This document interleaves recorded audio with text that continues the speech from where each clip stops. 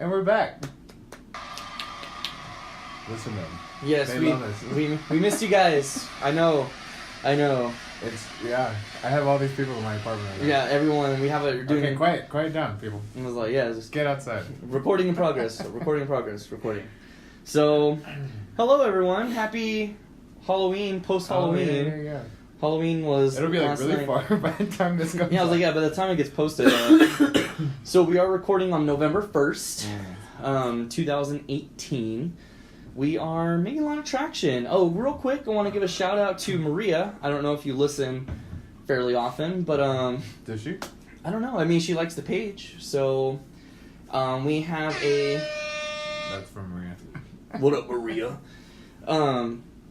Yeah, we have now an official advertiser of Who Cares, and she's already helped us out. The show's getting posted everywhere, and we've got a lot of new likes. Is she the one that messaged? Because you posted about the 50 likes, right? Because Mm-hmm. we were so close. And was she the one that was like, "Come talk to me" or something? Yeah, like, it was her. I remember seeing that comment. Yeah, and I was a little weary at first because I thought it was like a triangle pyramid scheme. Yeah, no, I was that's why I was a little hesitant too. I was like, once you sell 20 yak milks, right? I can get you free advertising, no cost to you. Right. But you gotta make a down payment. Right. This And is get 20 other podcasts. Right. You gotta get struggling podcasts like yourself. $10,000 a day. Yeah. So so that was not the case though. Yeah. See, she works for a specific campaign, and she's able to help out with promoting her show. It helps her. Can we mention that, or is that? I don't know, but I'm going to be weary about it just to be Right. on the safe side. Like I said, it benefits us because we get the promotion, and then she gets to advance in her career. So, kudos to her. Thank you, Marie.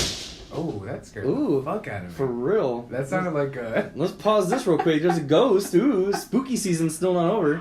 So we got control of Cujo. Yeah. Halloween hasn't left the teacher's residence. So. Hey, have you watched that? Have you watched that new Sabrina series? No. It's fucking good. I mean, I like it. I didn't like Sabrina the Teenage Witch to begin with. So I remember watching Sabrina the Teenage Witch. For you, and probably, I mean, it's super campy. It was on. It's super campy anyways. But even when I was watching it, like, I remember watching maybe, like, in 5th, 6th grade when I would get ready for school before I went to the bus, right?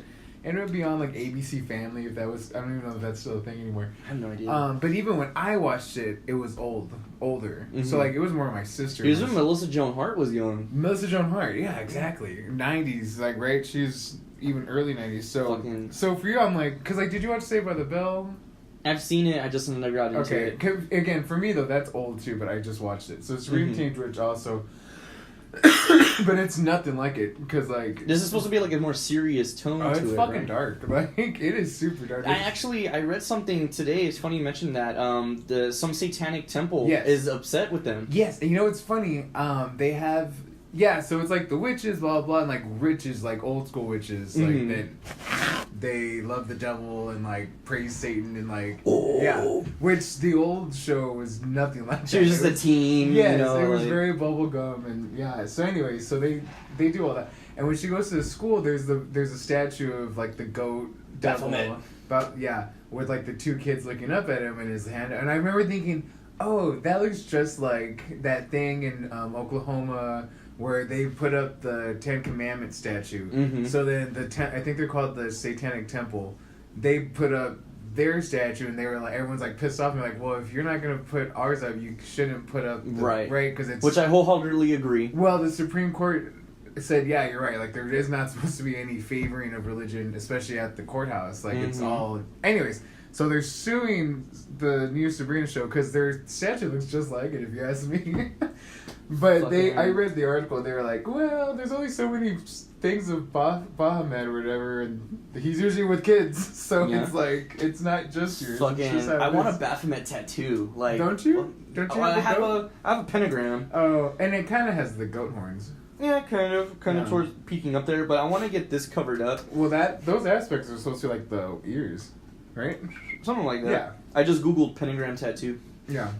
So, but I see what you want, like a goat head. Yeah, I want the fucking pentagram with the skull in it, and I want the 666 at the points. Yeah. You know, I was like, I want the whole fucking do it. kit and boodle. I saw a badass someone in South Dakota, and he was weird though. But on his back, not that this correlates with him being. He was just weird in general. But he had a really cool goat tattoo like that right on his back, fucking huge. It was like a zombie one, like the eye was falling out, and like half the cheek was. It was fucking badass though. Mm-hmm. That wasn't what made him weird. That was cool, but no, yeah, fucking all of that shit, like I said in the past, you know, like that shit's just always looked cool to me. The pentagrams and the satanic stuff. I don't worship the devil or nothing, you know. I've done my fair share of research on it to be an asshole and spite people, but fucking no, I just think that shit's cool. And like the metal T-shirts that are all super bloody and gory, like one of the T-shirts I want is a Cradle of Filth T-shirt, and the front it says the name of the band, Cradle of Filth, and it has a topless nun masturbating with the crucifix. Oh Lord! And on the back it says Jesus is a fucking cunt. Nice. And so I want that T-shirt because I love the dirty looks. Like I had my Brujeria T-shirt that had a chopped up face on it, like a real headline from a Mexican newspaper. And every time I wear it in public, people, So, where does the line get drawn? Like, can't you get in trouble for that? I mean, so. It's not like lewd content or something? I mean, like, you can't, like, get a porn magazine and, like, put it all around you, right? Like, did you see what I shared? Well, it was censored when I actually looked for it, but I saw, like, a picture of somebody wearing a sweater. It was X videos, like on the side. It said xvideos.com, like on the sleeves. And then you know how X videos looks with the screen grabs and everything. Like with the thumbnails or whatever. Yeah, so it had like a bunch of thumbnails all over it with like little clips. But when I Googled it, it was censored, like the boobs and stuff. Oh, they were. I was like, censored. Damn it! See, that's what I'm saying though. So like, you can't show like a decapitated head. You can't really have that out. I wore it. I mean, obviously though, I don't think anyone's gonna take the length of calling the police to come tell you about your shirt. He's wearing a T-shirt. You know what I mean? I don't like his T-shirt. And like I had a Cannibal Corpse shirt for that had the album cover, The Wretched Spawn, and granted it was a cartoon, and like there's a pregnant woman who's naked on a bed. She's being tended to by demon doctors. And there's a demon coming out of her mouth, ripping out of her stomach, and then out of her vagina, and like her tits are out. And, like, there's all this guts and everything, and there's naked dead ladies hanging from the ceiling and everything in the background. This is probably not interesting for listeners, but this just makes me think. So, working at an IP law firm, I used to have to update the books, and I didn't really know what it was saying, but every now and then something would catch my eye. And I remember one, it was a big rooster and said cocksucker. And that I just was like, what the fuck? So I read this little chapter, and it was like, you know, it's America. We're American. We're capitalists. You can get you can get a trademark on almost anything, right? Except lewd and blah, blah, blah content, right? Twisted Sister back in the 80s, I guess. 80s, yeah. They were, you know, their records were, they had like video of, what's his name? D. Snyder. Going to court and, you know. Against the PMRC. Right. So that aspect though, and back then he was even more, because you think of a Twisted Sister album now and you're like, that was nothing like compared to where we're at today. Exactly. Right? But at the same time, like even now you can't. So all I'm saying is, I wonder if it's the band's shirts, like it's actual Cannibal Corpse, you know, or whatever. Oh yeah, I bought it from an actual Cannibal Corpse concert. Oh, okay. Yeah. See, I was wondering, or is it like fans making them? Just because I wasn't sure if they could do that. Well, no, like because one, I wouldn't buy anything fan made. Like you know, like when you go to a concert, the people.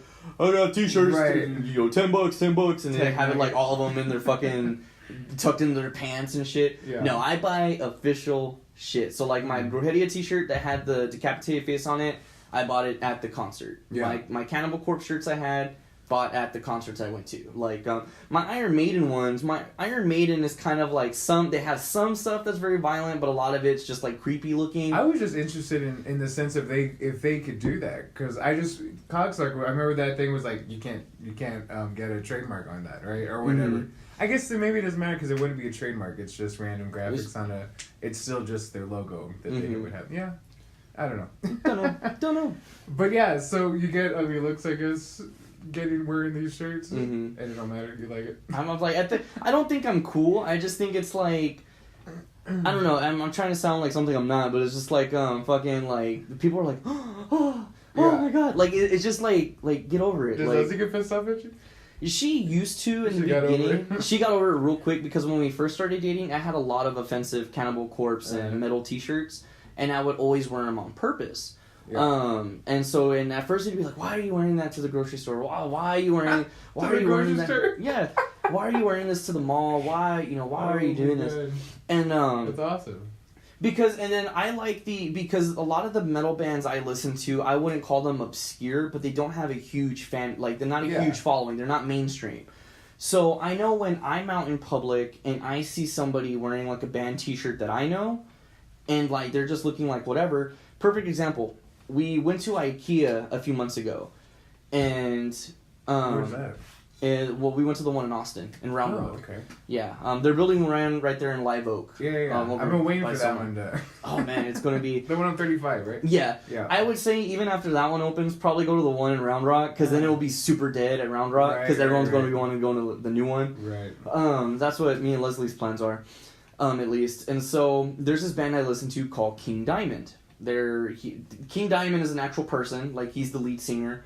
And not to be confused with Neil Diamond. Yeah, right. Not nowhere near Neil Diamond. So he was in a band called Merciful Fate that was somewhat popular, but then when he did his solo stuff just under his own name, King Diamond, he got super huge but underground. Like if you like true metalheads know who King Diamond is and his vocal range and this and that. So every time, it's rare when I see somebody at least wearing a King Diamond shirt. So anytime I see that, I have to acknowledge them. And the looks on their faces like, holy shit, you know King Diamond? Like, it's kind of like... What's a normal, is it like a Slayer thing? Is it like a... Slayer! No, you have to, like, yell at him or something? Even at that, like, well, I won't acknowledge... No, I saw him when we walked in, and I was like, babe. Because that was Leslie and I's second concert was King Diamond. She went with me to go see him in Dallas. But this kind of band is pretty rough, though. Kind of. He's a legit Satanist. Like, he worships the devil. But so Leslie was... When we saw him in concert, Leslie was like, what the fuck? Like, because he goes like, ah! Like, he sings all high pitched, and then he goes down, ooh! Like, he does a mixture of everything. Wow. So, and, like, his albums are, like, stories. Like, like, each song is, like, a part of the story. So, it's like, unless you know his music... If you just randomly go to a concert and listen to the songs, it's like, wait, who's Abigail? Who's... What? It's like, what's going on? Because the songs he's just playing from his discography. Right. But like when you listen to every single track, it's an actual chapter in a story. So Leslie knows who King Diamond is. Right. Doesn't like him whatsoever. And so like when we went to IKEA, I was like, babe, look. And of course it's an older man. And I was like, look, that guy's wearing a King Diamond shirt. And she was like, oh wow, like because she knows that he's rare too. And I was like, oh, that's so cool. And like we would randomly bump into this guy throughout the store. And I just keep staring at him. And I guess he finally caught me that I was staring at him. And I was like, hey, man, I love your shirt. And he looked down and goes, oh, thanks. And he looks at his wife and goes, hey, he knows who King Diamond is. Oh, I thought he was like, oh, it's my son's shirt. No. He's like, oh, baby, he knows who King Diamond is. And he walked over to me and he goes, have you ever seen him in concert? I was like, yeah, I saw him twice. I saw him in Dallas on his 2014 world tour. And then I saw him in San Antonio. That's where I'm from. At the Mayhem Fest, and I was like, he opened up for Slayer, and he was like, oh dude, he goes, I wanted to go to that. I was going to go to the one in Houston, but I had to get rid of my tickets last minute. He goes, I've never seen King Diamond in concert, and he's like, how old are you? And I was 23 at the time. I just turned 24 2 weeks ago. Woo-hoo. And right, woo. I can't believe you didn't do anything. Yeah. We'll touch back on that. Yeah. And so he's like, how old are you? I was like 23. He goes, you're 23. He's like, and you've seen him twice already? I was like, yeah. And he goes, well, how do you even know him? You're young. He goes, how do you know? My dad had his CDs. Okay. And so, and my mom. So is he one of these like Megadeth like? He's heavier than Megadeth. Okay, so I'm just using that term like. Yeah, he's like black metal. He does his face. He does face paint, the black and white. And it's all. So like Metalocalypse kind of. No, that's death metal. Like, oh fuck. Yeah, it's like. So when I think black metal, I think of the like Swiss Guard, someone like Norwegian. Well, yeah, like he is Norwegian. King Diamond is from Norway. Okay. But black metal is more like melodic. It's a Satanist thing, though, right? Yeah, like Satanist concepts or whatever it's singing about. He himself is a Satanist. When he comes out, this giant pentagram comes down, these giant upside down crosses. His songs themselves aren't really satanic. They're just more like Some songs are violent, like you talk, like there's a, no, okay, and that's what I meant. So he does do like this more gory type of that spectrum of like he sings about it, but like it's not. I know like, why when you said your dad, I was like maybe he's more like the glam. I'm like which parts of the rock spectrum are that? So King Diamond would fall closer towards the black it's metal. Funny because me and David play with our buns a lot. Right? Yeah, we're both like. I miss it. I miss my hair being long. I love it. Did you cut it? No, I didn't cut it. Oh, I was like, it's looking long. Yeah, it's like. I didn't sprout going. For real. A little, trying to get my samurai going on. Fucking. But yeah, so my dad grew up through like all the stages of, you know, rock and metal music. You know, his favorite band of all time is Kiss. You know, that was his first concert when he was a child. Like he saw Kiss. So, you know, he was there for rock music. He was there for the birth of heavy metal with Black Sabbath and Motorhead and this and that. You know, and going into the 80s, you know, the new wave of British heavy metal, Def Leppard, Judas Priest, Iron Maiden, you know, that's his second favorite band. You know, fucking all of them, you know, the Def Leppard, you know, and he, then towards the mid-80s, you know, he started getting into the hair metal, Motley Crue, Poison, Slaughter, Cinderella, you know, all those types of bands. My mom makes fun of my dad because she says he's into all the hair metal. Hair metal? Yeah, man, you know, that was the... Back in the 80s, that's what got you pussy, bro. Bon Jovi, you know, like, right. You know, you bust out the I'll Be There For You by Bon Jovi, man. You got panties coming your way, bro. You know, it's like, fucking. So, yeah, so my dad, I mean, he had all these little random gems of metal music, you know, from... He had most of King Diamond's albums. He had every single Iron Maiden album, every single Kiss album. You know, he had every single Judas Priest album, even the live CDs of these bands, you know, and but when it got to like thrash metal, Metallica, he was like, okay, Pantera, he doesn't really like, Slayer, he doesn't like at all. My dad has a very unique sense of metal music, and King Diamond is honestly still to me like the most metal thing that my dad likes. It's the heaviest that my dad likes. And so when I was younger and I would look at the albums and the albums just look so creepy, and my mom would be like, don't touch your dad's trash, don't touch his CDs, you leave your dad's nasty CDs alone and this and that. Because me and my brother, when we were growing up, we would love to look at my dad's metal CDs. Like, we loved the album artwork on them. We'd be like, oh, this looks so creepy, this looks so cool, and this and that. I was like that too. And then, but my mom would always be like, that's what brings the devil into this house. Your dad used to worship the devil. And this and no. Or your mom just like she just didn't want us to listen to that music. But whenever we were in the car with my dad, Dad's awesome. We were like, hell yeah, Dad listens to cool music. And so there was one time where like, everything else my mom kind of got over, but it was just King Diamond. King Diamond was like, my mom's, you are never listening to him. You are not listening to that garbage. And my dad was like, quit asking it, like, for you to listen to those fucking CDs. He goes, just stop. Quit touching them. Yeah, telling me. He's like you're giving me a headache with he's like, you're pissing me off, and me and your mother are fighting. I'm tired of it. Yeah. So, like, one random night, like, I was in, like, 6th grade. I used to like my life. Now you're fucking... Yeah, he's like, fucking being married sucks. One random night, like a weekend night, he comes into my bedroom at like 11:30, and he's all, okay, your mother's asleep. He goes, okay, so King Diamond, he's a badass guy. He's all like, he goes, but you gotta listen to the albums in order, because they're stories. Mm-hmm. And he goes, but especially, so the albums he had Abigail, which is King Diamond's probably most famous album of all time in the fan base. And then he goes, so listen to this one first. He goes, this is a standalone CD. He goes, so listen to this one, but you gotta listen to every track in order. You gotta listen carefully. I was like, okay. He goes, and then these two albums, the albums Them and Conspiracy, he's like, these two. Did you pull up? Yeah. This one's called Halloween. I was about to say, so what would you say what your favorite song is? But Halloween came up, and that just sounds okay. I like this because this doesn't sound so far. I mean, this reminds me of like an 80s, you know.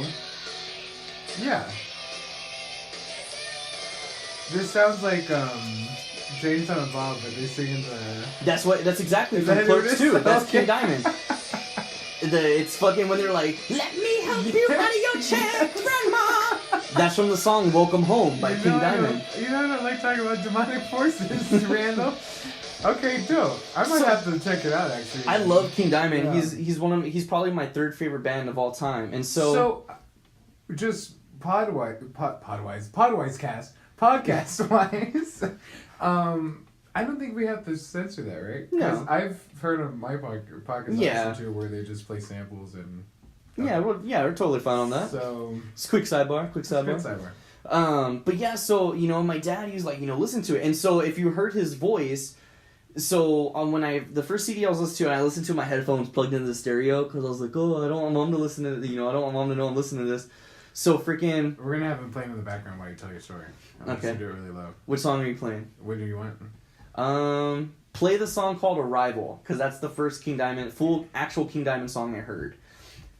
So, because each album has like an intro, and so then I was like, okay, and I was like, okay, I listened to the intro and I'm like, ooh, it sounds all dark and creepy, and then it goes into the first song. So you know it's gonna be good. Yeah.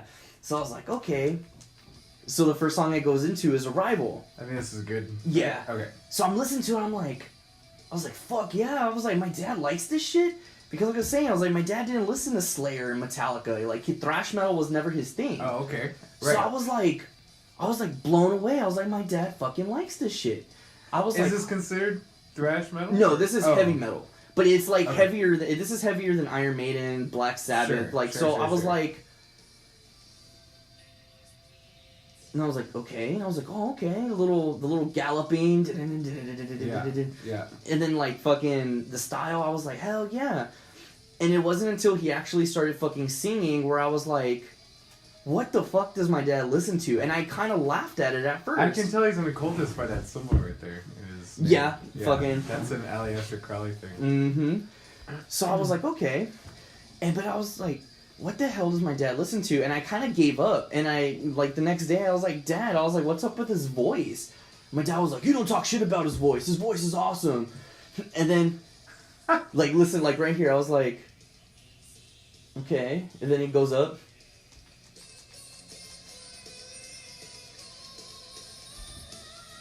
I was like... So, is this who Jack Black is pretty much impersonating when he does his, metal? I would imagine so. Right? I would imagine that he knows who King Diamond is and that influenced his singing style. Because, King Diamond in the metal community is huge. He's a fucking legend. I never heard of him until my dad showed me his music. I haven't heard of him until just now. Exactly. So it's like... So I was like, okay, cool. And so then, Is he British? He's Norwegian. We said that. That's right. Mm-hmm. And he lives in Dallas, Texas. Oh, really? He has a chunk of his heart missing. Fucking, and then and then he does face paint, and he actually has a Christmas song. That's hot. And it's called No Presents for Christmas. I like that. So cool. See, so I would have never even known about King Diamond. Mm-hmm. And now I'm intrigued, actually. I might actually... Yeah, check him out. All of you guys check him out, too. I'm a big fan. I'm always going to advocate for him. Did you know who who King Diamond was? Let us know. Let us know. What's your favorite song? Exactly. I haven't heard of my favorite songs probably from Clicks 2, whatever that one was. That was Welcome Home. That's probably my favorite. Yeah. The album that song comes off of is my favorite album by King Diamond. That's also my favorite scene. Right? Where it says Jane Silent Bob returned.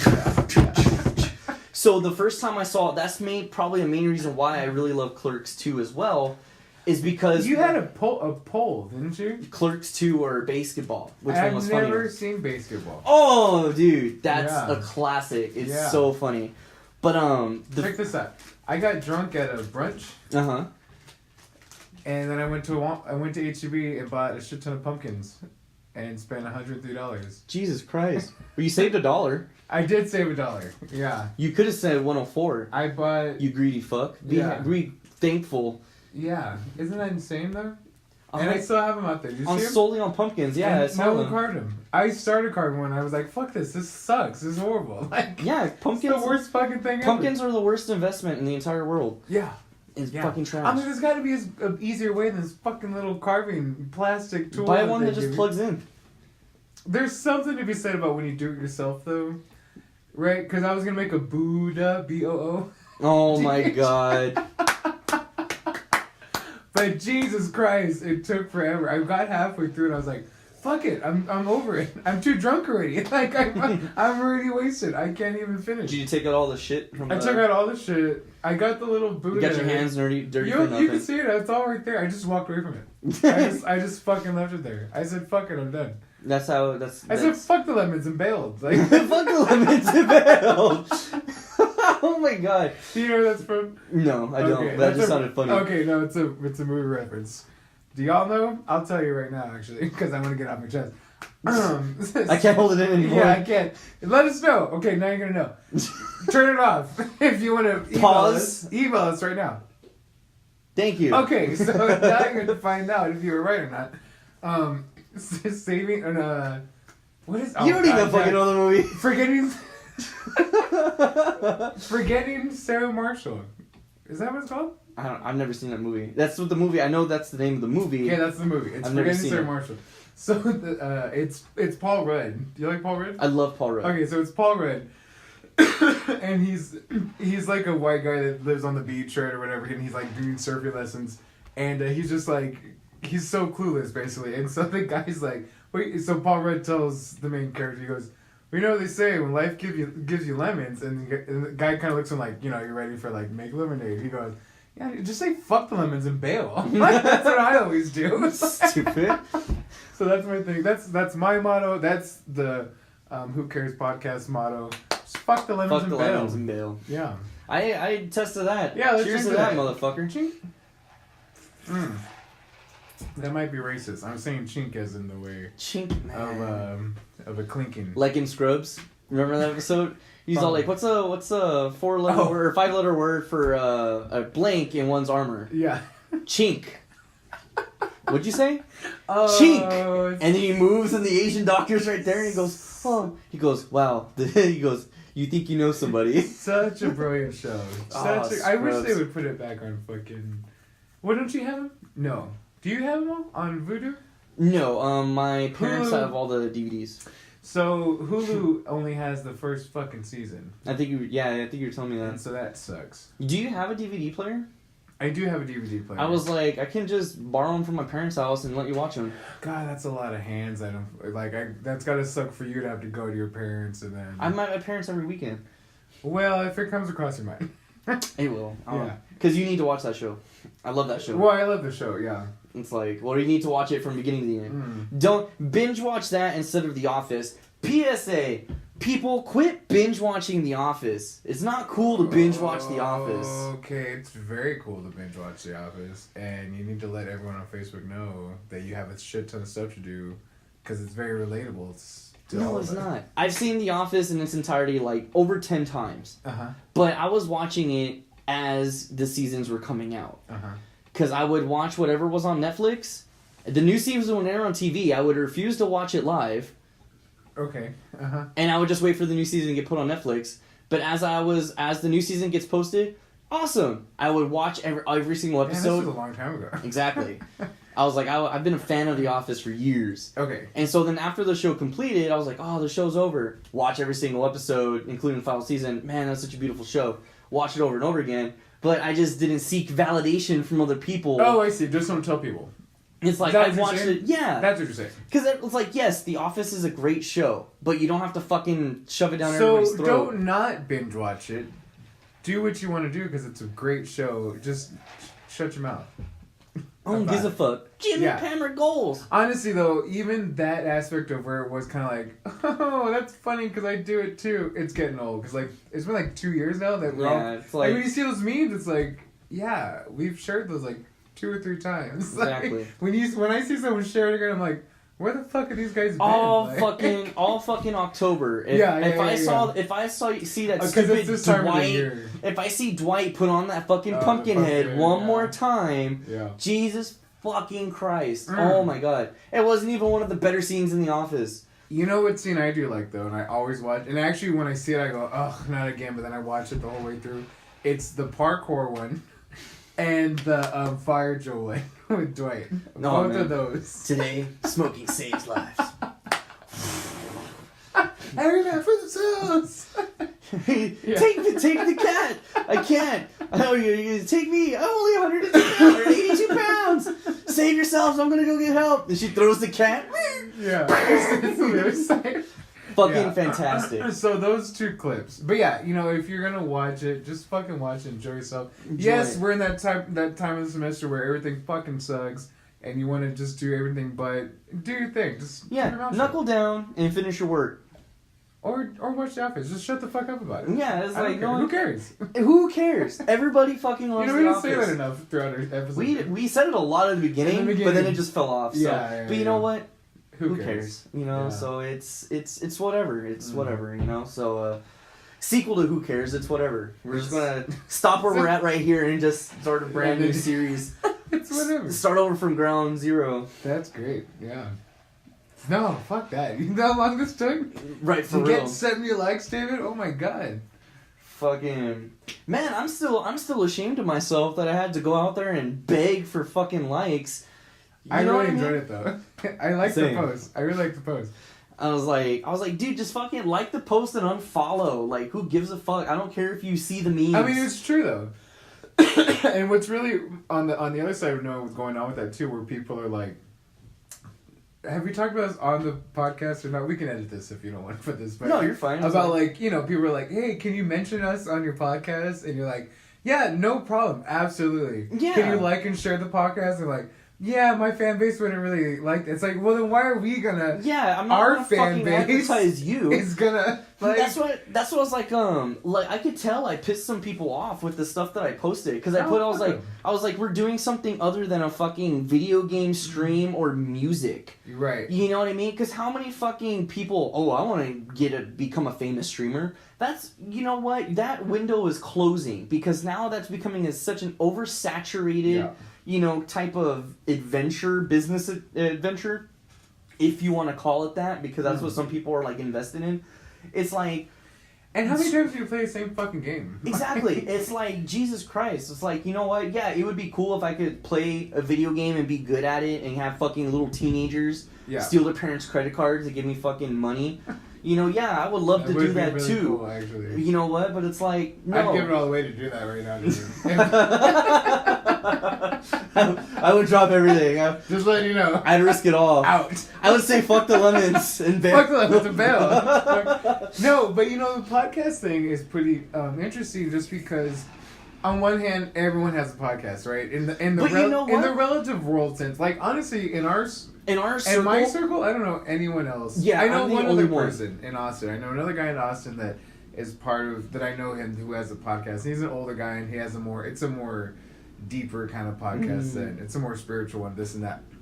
But as far as like our kind of generation and you know our circle where our Venn diagram mixes, I don't know anyone else that has a podcast. Same. I was like, and the podcast thing too. Me as a listener of podcasts, I love podcasts. Like I search for podcasts all the time, trying to find because as soon as I listen to one all the way, I'll listen to a podcast from the beginning to end if it's like 5 years old because I can just binge it. You know what I mean? Exactly. And then it sucks when you catch up though because you're like, fuck, now I gotta wait. You gotta wait every week, so you gotta look for more. And you know, you'll find these famous people that you're like, oh, I like them. And then you listen to podcasts and you're like, yeah, I don't like this at all. You know what I mean? Like, you gotta find the specific podcast you like. And it's not like TV where there's this type of TV, you know, this kind of sitcom, there's this kind of drama, there's this kind of anthology, right? Like, oh, I'm into these, I know it. Like, these podcasts are like, there's, no matter what it is. And with the length of them too, different. you really gotta invest a lot of time into it. You know, to really, because I mean, it's not like a TV show. You watch one episode and you're like 30 minutes, and it's like, yeah, you know, I don't see myself watching this. It's like, you know, it's like because I know some of our episodes have been long and dragged out. Not every episode's going to be honestly every podcast I listen to is about an hour and a half. Exactly. But no, what I was saying is like, you know, there's going to be duds. There's sure. And we've had our fair share of episodes where me and Teach just look at each other like, thanks for listening, bitch, you guessed it, woo, and the fucking show. But it's just like, you know, and then there's episodes where you could tell that we're having a blast and fucking, you know, fucking cooking and shit. So and honestly, like, because I mean, you don't work with the, you know, the majority of our fan base, you know, so it's like, You know, I like the hey, when's the new episode coming out? Like, oh, I'm waited all night, you know, for a fucking new episode, or this is that, or like they say, like, oh, like as soon as the episode gets posted, boom, I watch it right away. See, really? Like, yeah, like that kind of shit like makes me happy, you know. So I'm just kind of like, oh, sorry, safety. I tried to clench onto it as hard as I could. God damn it, dude. No, Fat, hurry! My fucking dog's been doing this too. I can't fucking escape it, man. I'm sorry. Oh my god. I just like bum rushed a whole order of Whataburger. Oh god. Right now, Up so your ass? Yeah. So it's my asshole retracting. Yeah. Speaking of assholes, I want to get a squatty potty. Yeah. I want the squatty potty. I've tried one, and they were comfortable if you ask me. Really? I don't know. Yeah. I think the concept is what I like, because I feel like I struggle sometimes when I shit. Yeah. I eat bad fiber, so I just have I don't have the greatest shits anyway, so I don't think the squatty potty's gonna help. I think at your apartments, right? I always feel like those toilets were kind of high. Mm-hmm. Like I always feel like I kind of was sitting like this, right? And so in that sense, I always thought like, gosh, I wish I had a squatty potty to like, because I feel like I'm sitting up on it. I kind of want to sit back. Mm-hmm. But like this one here is so fucking low. I feel like my knees are up to my chin sometimes. So you have your own. It's almost like a squatty potty. Yeah, it's like a hole in the floor. So yeah, I don't know. My friends in Austin have one too, and their toilet's kind of like mine. Because the idea is that you squat, right? Yeah, like that's the natural pooping position. Yeah, and you know, we weren't built. I mean, it's right. Like you know how like the paleo diet, they're like, our ancestors only ate meat because that's all they could do. They didn't forage for like vegetables or make bread. You can't eat that. It's like, yeah, those were like Paleolithic beings. Evolution, people. That has nothing to do with us anymore. Like nothing is the same. Like look at their lifespans. So in Korea they squat. A lot of the older people do, right? Mm-hmm. And they're just used to it, like because that's how they've always been doing it. Over holes or over toilets? Over holes in the floor. Yeah, I remember I had to take a wicked shit at a bus station one time. Oh no! And I was like an hour away from our place that we were staying, so I was like, oh my god! I'm like, I gotta do it. Yeah, I'm like, I'm gonna have to do it. I can't even fucking read what's guy and girl here. So either way, this is a fuck situation. So anyway, as everyone knows, Korea's fucking crowded, right? So there's lines for fucking everything, especially the bathrooms. So I go in there and you notice there's lines at each stall, lines at each urinal, no. And then there's one stall not being used, and I'm like, no one notices it. I don't know why I thought I was the fucking smart American. Figured it out the bathroom. Dumbasses. Yeah, idiots. Fucking little Koreans don't know how to fucking use the restroom like the American guy did. So I go to the stall and it's a fucking... yeah, I'm all hyping myself up because I gotta take a shit in this Korean bathroom. Yeah. There's just a hole in the... But it looks like I mean, it's like porcelain, like a toilet, but a hole. And there's a button at this, on the side so you can like flush, but you just sit, you squat. It's for old people, like, because that's crazy. Yeah. Well, my dad was in Turkey in the Air Force. He said that he had to shit into a hole, but it was like an actual dirt hole. Like a dirt hole. Yeah. No, these are fancy holes. Did they have the shower sprayer thing too with them? No, none of the public ones, but every house we went, like her cousins and her dad and her all the family, they all had bidets, like really like heated water. It had a puff. It sprayed air to dry your asshole too, which is something I struggle with here because I have a white trash bidet in my bathroom, but you have to dry yourself with like toilet paper, and then that leaves toilet paper, so you gotta use a fucking wet nap too. Fucking I saw it because I was browsing the Squatty Potty. The Squatty Potty has their own bidet as well. Oh really? Yeah, they created their own. I think it's like $40-something. It's probably the same one I have. Yeah, it probably is. I mean, it's easy. It works and it's easy and this and that. And I don't use as much toilet paper as all. Like I used to go through so much fucking toilet paper. This teacher would be like, "Quit using so much toilet." I'm like, I have to use that much, like, or I just don't feel right, like.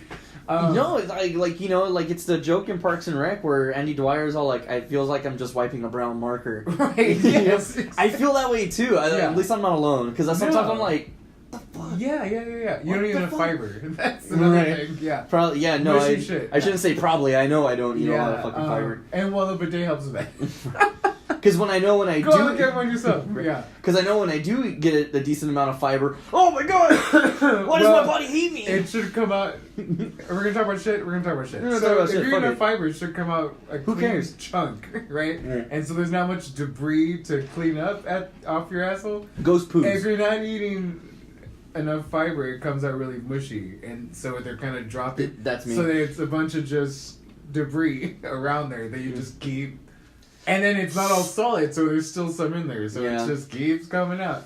But if you get a big thing of water and splash it out your asshole, it takes care of everything. Yeah. I tweeted out another day, saying, you know what, some of my tweets are fire, but I feel like one like isn't enough. I tweeted out like... That's why I hate Twitter. See, Facebook's all about validation. I get lots of validation on Facebook. Yeah, right. It's like, you know, I put a selfie on Twitter, I get like 2 likes. I put a selfie on fucking Facebook, I get... all my relatives heart reacting it. Fucking, let me see. I want to find the tweet. Rico, mijo. Right, for real. Fucking, like, I want that tweet. Oh no, that was about Halloween.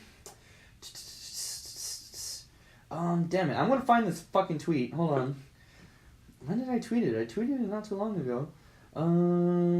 Just because I scrolled past it, congratulations to the Boston Red Sox on winning the 2018 World Series.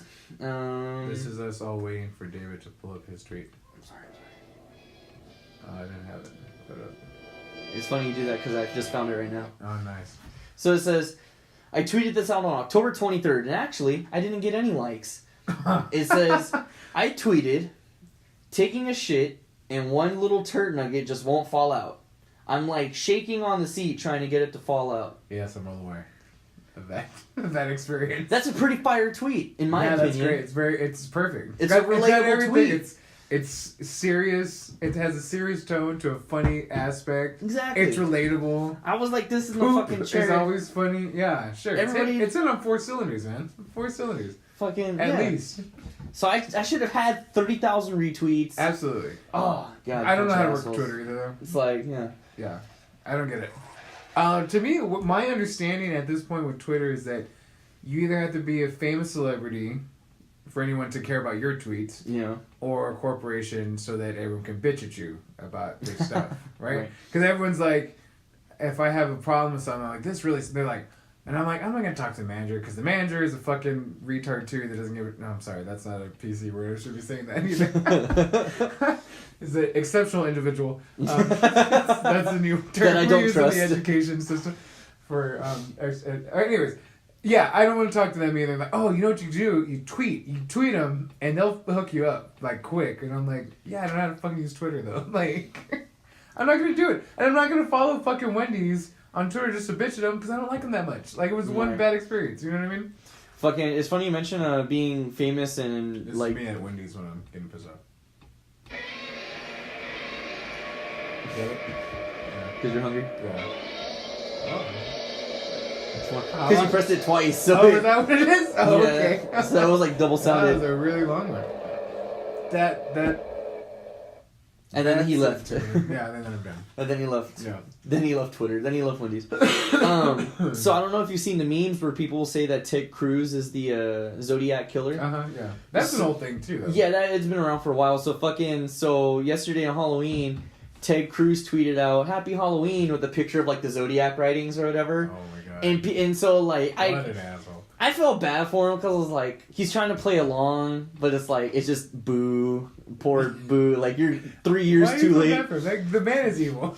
well, yeah, like, not, like, I'm not looking at Ted Cruz the politician at that moment. Yeah. I'm looking at Ted Cruz the person. He tried to be silly. No such thing. It's like, I was just like, man, and so everyone's like fucking flaming him. It's like, let's try, asshole. Like, fuck you, Ted Cruz. That was dumb, though. I was like, honestly, their media was not social media either. Like, it's not, you know what I mean? I still remember Ted Cruz is a fucking hero to me because he accidentally liked a porn video on his own personal Twitter. And it was there, and I was like, this isn't fucking real. Because I saw it on a meme page, and I was like, that can't be real. It was though, right? Yeah, I went to his fucking page. He tried to blame it on his assistant, but it's his personal Twitter. Right, that's right. So I'm just like, nah, you like this big booty hoe for, you liked it. Don't lie. At least it wasn't like a chicks with dicks. Yeah, right, like something weird, Dude with boobs. Dude with boobs. chicks with dicks and dudes with boobs. Oh, you've heard that, right? I don't agree with this because I'm all for gender rights. But the old saying is there's no such thing as a chick with a dick. It's just a guy. It's just a dude with boobs. That's fantastic. Yeah. Chicks with dicks. Like, you ever see the Hangover Volume 2? Or the Hangover, the second one? Yeah. Where the hermaphrodites or whatever you call them. Hangover 2? Yeah, where they're in Bangkok, yeah. And it's the chick with the dick. Oh, yeah. Or it's a dude with a boob. It's dude with boobs, yeah. No, I don't really, honestly, that's just an old saying. It probably should die out. But It probably should die on. Not even. Yeah, that's funny. Ted Cruz, man. Fuck that guy. Did you vote? I have not voted yet. Okay, you're not saying who you vote. I'm gonna go vote. I have been meaning to go vote for like the past. I've been week, wanting to do the early voting. I've just been, it's like fucking tiring. So I quit my job, and I feel like I haven't quit a job because I've been, like today I was in class from 9 to 5. I mean, it still was like, you know what I mean? Mm-hmm. Having to do work. I have to go to all these different classes. You're just not getting paid for it. There's not getting paid for it. That's the fucking shitty part. Me and Mrs. Teacher, like, I think we're just gonna do favor together. Like, you know what I mean? Mm-hmm. I used her code, and if I do like 60 favors, we split $500. But you know, we have the same account, so we get $500. Right. I'm like, we'll just use my account. We'll just hang out like one of these evenings and just go do favor for like all night, right? Just hang out in the car and listen to music. Why not? Like, I'm gonna have a drink probably. Make Mrs. Teach drive. She loves it. We're all having a good time. $500, you know? Goals. Yeah. Man, that just sucks though, man. Teachers need to be paid more. Like, honestly. Oh, yeah. Oh, I agree. But, and Mrs. Teach did take I think we've talked about she works at another district now. She quit and all that. And she took a pay cut. About $300 a month, pay cut. Oh, man. But it's so worth it. Like, our whole household dynamic is great because she would come home and just like pass out because she just like didn't want to deal. So stressed. You know what I mean? Yeah. And now she's like, oh, I want to do this and making lesson plans, and she's asking me about like the math stuff, you know, blah blah blah. So it's good. It's totally that's good. But teachers definitely need to get paid more.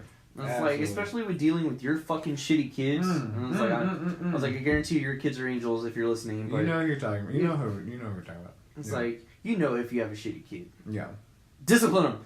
No, but it's like, man, dude, kids nowadays are fucking horrible. Fucking horrible. They always have been. Yeah, but you know what? I just don't remember, you know, maybe it's because I was a kid, you know, but it's like, I don't remember, like, my generation being this bad, you know? No, I perceive it that way too, but you just gotta think, it always was. My grandfather tells me about it, and he was a principal, right? Even when he was teaching fucking 1,000 years ago, right? He used to have kids, he used to have one student that would come in drunk all the time. And this was a middle school. Sounds like a fun kid. Yeah, right? My kind of guy. But not for my grandpa. So he'd come in drunk. Not for my grandpa. So he would come in drunk, and my grandfather did all these things like to blah, blah, blah, right? Because he would bring bottle, right? He would just bring a full bottle. And then they started checking his backpack. And then he started using like a water bottle. And like back in the day, that was genius because... Like, it's clear. Right. I don't even think they had the plastic. I think it was like a, you know, like, what is this? Anyways, and so they figured that out, right? And then they're checking his bag, but he'd still be drunk by the end of class. They're like, how is he getting drunk? He used to use his mother's diabetic syringes to inject his oranges with booze to eat them during class. And they had to figure that out. That's so fucking smart. Yeah, all I'm saying, though, is that kids have been shitty. We're all shitty. Okay. Right. So I can see that. The only thing that's, I think, a little more different and I think it's been different every generation, but what the thing we're dealing now as educators on this side of it is social media and that aspect of having your presence, right? Mm-hmm. I think Generation X was a lot of like the fuck you attitude and I don't care, and then the 70s were like, I just wanted to get high and like drop out, and now it's like, I want to get as many likes as I can. You know what I mean? From validation from everyone here, and then also on social media. That's the thing. Because, you know, and even at our age, you know, like, who doesn't get a little bit happy when they see, like, a post does successful? You know what I mean? It's still cool to see that, you know? Is it very important to me? No. You know, but it's like, it's... yeah, for the show, excuse me. Yeah, no, I love it. Yeah. Fun. You totally get a little adrenaline rush when you log on, you see 10, you know, notifications or whatever, like, Hell People yeah. get it, right? Like, oh, I'm relatable. Like, it's validation. I'm popular. Yeah. Fucking, so no, like, the reason why I say kids are little shit, so yesterday at work, we had a little, like, Halloween event, you know, where you can bring your... Like a trunk or treat? Yeah, pretty much. You know, it's like, you could bring your kids over, and there was little activities, and, you know, all the desks upstairs and stuff, you know, teams were doing little mini haunted houses with their areas, and, you know, and if the reps were on the phone, you know, if they work late or didn't get to volunteer downstairs, they got candy bags that they could at least participate and give the kids candy as they walk by. So our company goes all out for it. So I was downstairs. I volunteered for the check-in table. So when you come into the building, you give a little bit of candy right there. We had a big pile of candy. I shouldn't say a big one, a little one, and you get a little ticket. We gave you tickets so you could get a slice of pizza, and then and then there's like a little treasure chest map. You know, you can find all the little goodies and stops throughout the company, throughout the building. So fucking. Like, you know, you'd walk up and, you know, I'm excited for it. This sounds great. Yeah, it was cool. Yeah. But, man, like, my night diminished because I was just like, man, these kids are brats. And the parents, too, the fucking visitors. Like, they weren't into it or something? Or was it enough? Well, like, fucking the pizza tickets. Oh, well, I need 3 more. This is that. It's like, there's probably not even enough pizza for everybody. I was just giving out tickets to everybody. Is that the adults? The adults. That's the adults. Yeah. See? But, no, the kids' part was like, you know, you walk up to table, trick or treat, and we give you candy. These fucking kids were just coming up and just taking the candy, and we're all kind of like, okay, and the parents were like, hey, you gotta say trick or treat, they give you the candy. And there was one kid I gave him, like, because you were supposed to only give out like a couple, I was giving out handfuls. That's me, yeah. I was just like, man, here's all the candy, get everything you want. And so I was just like, yeah, your mom's taking you to her workplace for trick or treating, and I'm in an actual neighborhood, like, you know, like, your mom's a freeloader. This was last night? This was last night. Well, like, because I volunteer from 5 to 6, my last hour of the shift. So, you know, and I'm passing out, you know, I'm grabbing handfuls. I put a handful of this one kid goes, that's it. And I was like, fuck off. Like, get out of here. Take your pizza ticket and get the fuck out of here. But I was just like, yeah. How old was he, dude? He was probably like 7 or 8. Oh, wow. And then there was another kid, and I gave him a handful, and it was a random assortment of candies. Like, there was a bunch of stuff. So he takes some of it out and grabs different stuff. Like, he traded the candy I gave him for. I was like, the fuck, get out of here. That's the culture now, though. I was like, what the hell? And then I just didn't have fun because then I felt very bad. So I'm not up to date with a lot of video games. Fortnite, I just don't get it. You played it for a bit, though, no, yeah? I played it twice. Oh, okay. Because I wanted to play on this game, but I didn't understand it. It was too confusing to me. Building little forts and pickaxes and swapping weapons. I don't know. I have no idea. I've never played. Yeah, all I know is it's popular because they have the stupid dances. I haven't picked up a game controller since like 2011. Jesus honestly, like, yeah. Man, Now, see, the only game I'm playing right now is NBA 2K19, but it's basketball. It's hard to fuck that up, you know, and it's 2K. It's the same, right? I mean, it's the same, just different players on different teams every year, you know? Fucking, so this guy comes up, he's wearing a motorcycle. That was a good investment, whoever made those games. Right. Just chasing characters, chasing names. Exactly, and fucking, now this guy who played on the yellow team, now he plays for the blue team. The same dunks. It's the same the way you play, right? It doesn't matter the... Well, I haven't played, this is the first basketball game I bought in like if you buy, like if you get like a Kobe Bryant, does that character play better in the game? Or does it just matter how you know how to play? Yeah, it matters how you have to play it. So it's like... It's like they can have a high rating, but it's like if you suck at it. Have to pay. Anyways, we're digressing. So going back to the shithead kid. Or something that pissed I you off. felt like a shithead. Nah, I was like, I made myself sad. So this kid comes in, he's in an all black suit. He's got a couple like straps or something on him, and then like he's wearing a motorcycle helmet. Uh-huh. So I'm like, okay, and I'm trying to be playful to kids. I was like, oh, you know, like you're a dead drunk driver. No. I was like, oh, cool. I like your helmet. And he was like, thanks. And I was like, fuck. And I was like, are you a race car driver, motorcycle driver? He was like, I'm the Dark Voyager from Fortnite. And I was like, oh, I thought it was gonna be like a special ed. Oh no. He was like, I'm the Dark Voyager from Fortnite. And I was like, oh, okay, cool. You don't even know what that is. And he just walked away, and I was like, damn, like I don't. And I heard him tell his mom, like, I didn't even know my costume, Mom. And he took off his helmet. I was like, oh, yeah, that's man. right. Did anyone else know what it was? No. I was like, I don't know. That's the kid. Because honestly, though, I feel bad because I'm always like the one that likes to point things out. You know, like I like to be like, that is so cool, and like be on the same page. But that just made me feel old because I didn't understand what it was. Also, right. So when I do that with, well, I actually don't think I've had any experiences with Halloween costumes like that. But if that were the case, I'd be like, oh right, sure, the Halloween blah blah blah blah with the blah blah blah. Sure, like of course you are. That's awesome. You look just like it. Right? Is that? It sounds like that's kind of what you did. No, I was just Not like... even you're like, you look nothing like it. No, I didn't even say that. I was just like, oh, okay. Like, I was just like, I don't know what that is. Oh, I see. I was just like, oh, okay, yeah, cool. What a dick. For real. I was like, I shat all over his Halloween. But it just broke my soul. He took off his helmet in defeat. Like, he looked defeated. That's fucked up. I was like, damn. That's really funny because usually kids don't give a shit. Yeah, man, this poor kid. Yeah. And part of me was like, get over it, pussy. You like, really fucked him up. Dude, for real. Fucked up. I wouldn't be surprised if he hung himself last night. And the show takes a dark turn. It was like, if he did, fuck him. No, I'm just kidding. Speaking of dark turns, Halloween. Oh. Ooh. I don't know. Just wasn't a fan of it. Oh, I think you're being a dick about it. I'm being a dick about it. Yeah. Well, remember, so. I'm very critiqueful about specific points of movies. Yeah, but I think you're being, and I appreciate this because I am also like this as well. But I think you're critiquing the wrong points of the movie. Like the storyline. The storyline was good. The dialogue. The storyline was not good. It was an homage to the original movie. It was the end all. Although I do have a question. I noticed a scene. So let me not spoil it. How can I say this without spoiling it? No, spoil it. No, I'm not gonna spoil it. Because maybe it's not a spoiler, I don't know. Because here's my question. Okay, so, wait. I'm going to do something dramatic. I'm going to pause it. Actually, smoke break? So he got very heated right now. So he needs a smoke. Alright, hold on. Alright, yeah, I'm not... It's cold. Yeah, I was like, I'm not going to fart. Actually, can you give me that silver thing right there? It's right here? Yeah. Ooh. Why does it say I like big dicks on it? Because I like big dicks. Oh, okay. I want to know. Hello.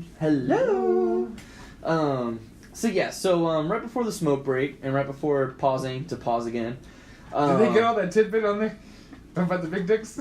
Yeah, this is all recording. Oh, great, like, good. Hey, don't be ashamed. You like big dicks? Yeah, no, I just want everyone to know. Lousy with veins, you know? So. Yeah, oh yeah. Big mushroom head like the president. That's how I like it. Yeah. So, viewer discretion advised. We're about to have a spoiler for the movie Halloween. If you have not seen it, fast forward. But fast forward, I don't know how long we're gonna be talking about it. So it's right. I'm gonna say 20 minutes. 20 minutes. 20 minutes is like a good overshot. I feel like. It's like, but then if we only talk about it for 2 minutes and you fast forward 20 minutes, you're gonna have to rewind. We'll give updates throughout. Right. It's like we're almost done. Yeah. We're almost done. So, Teach enjoyed the movie. I did. I didn't. Okay.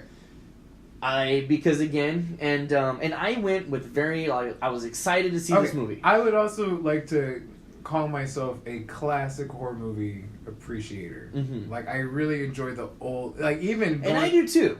Like. All the way back to like Night of the Living Dead, like the 60s. Black and white. Right? Okay.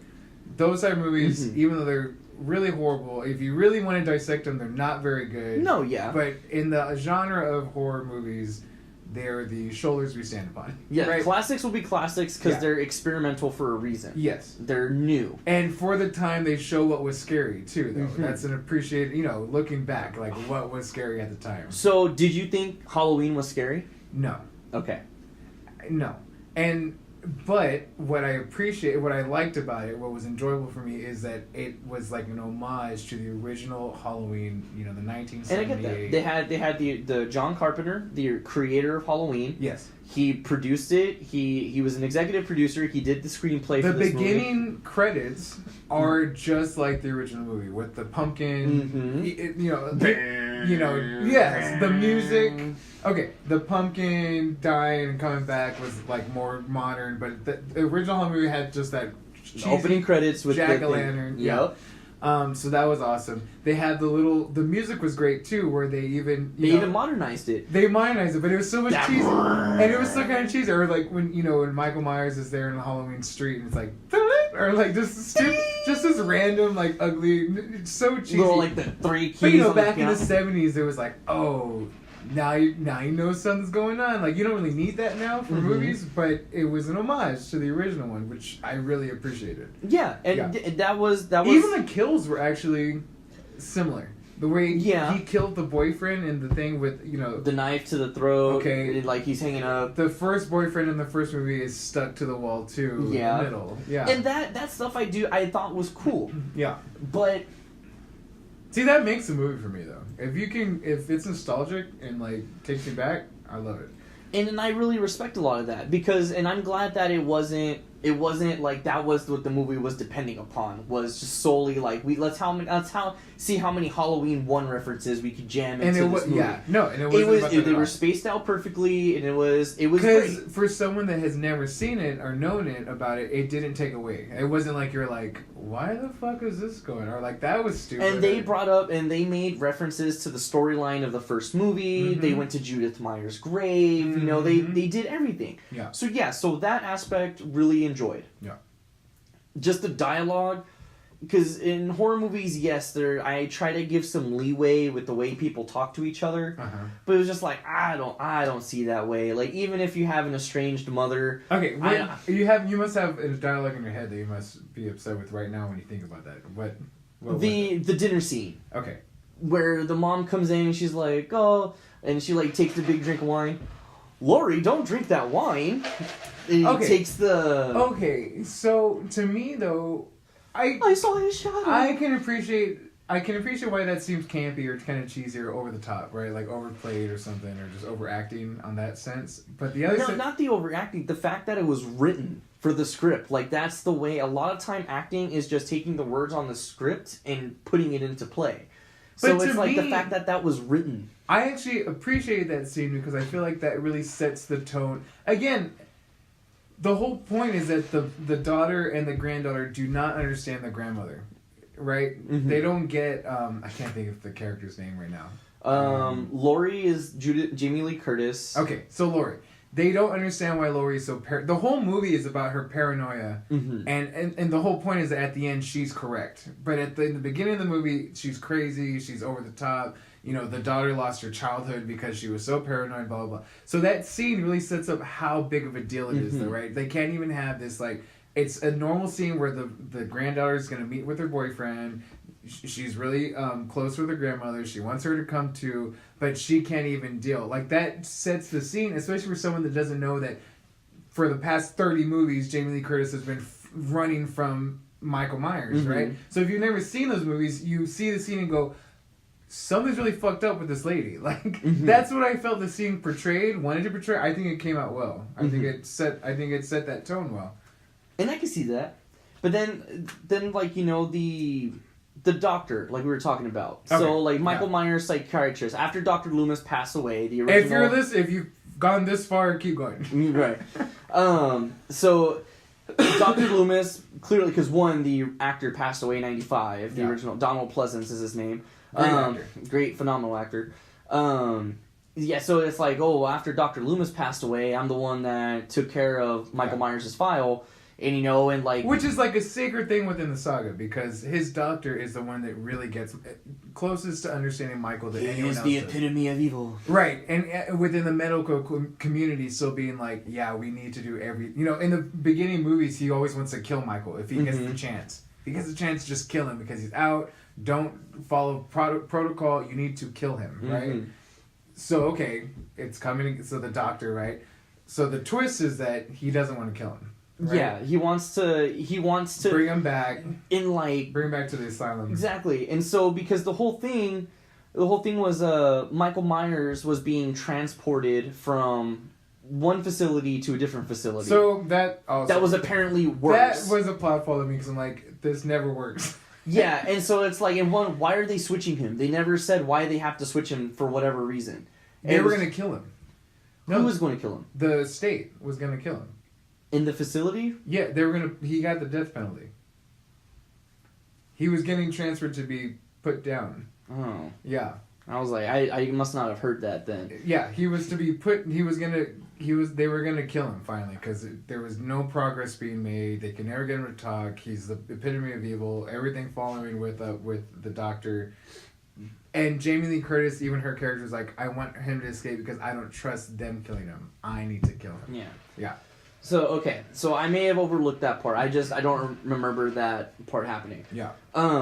But it's like, so this doctor, he gets on the bus with them because he's like, don't worry, Michael, I'm right here by your side. And this and that. The bus eventually fucks up, and Michael Myers apparently started wreaking havoc, killed everybody on the bus, escapes. And then the scene that you figure that out, it's like the son and dad are driving. He goes, I want to do my dance lessons, Dad. That was funny. Oh, ha, ha, ha, little boy wants to do dance, ha, ha, ha. I don't know. That scene, too, also made me think of, it just modernized the story, though. It just made it more relatable. I don't know. It's like that kind of cheap laughs I don't fall for. Sure. It's like, same thing, like there's this little boy that the one friend babysits, and like the little boy's like, what the fuck? And like this bullshit and this and that. Like he's all cussing.